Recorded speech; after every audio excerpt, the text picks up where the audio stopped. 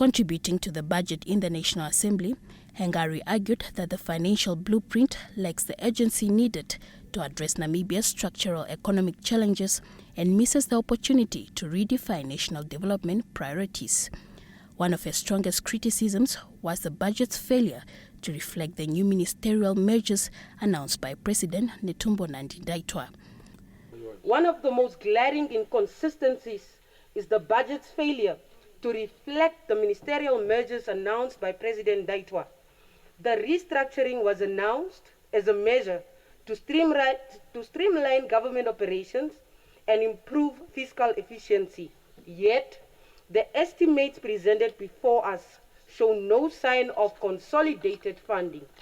On the contrary, Honourable Speaker, allocations continue to be made to entities that no longer exist in their previous form.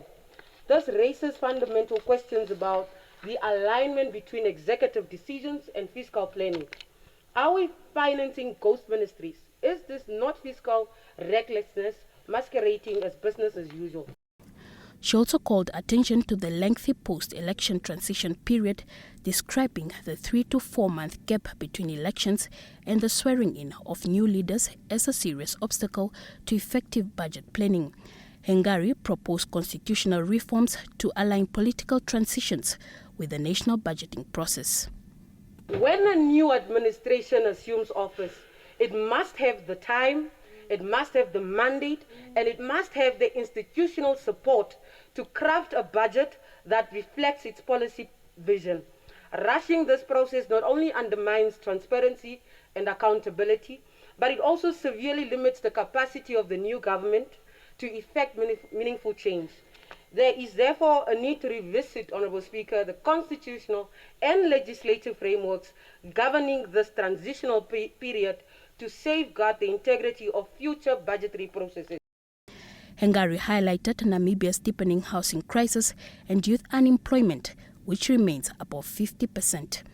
She proposed increasing housing subsidies, facilitating access to mortgage finance, and reviving the 121 constituency SME fund alongside a youth employment tax incentive.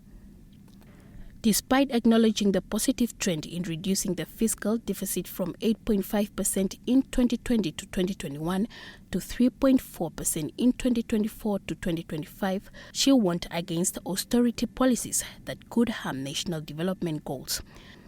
She also urged the government to allocate more funds to regional and local authorities, proposing a local development conditional grant to promote decentralized development.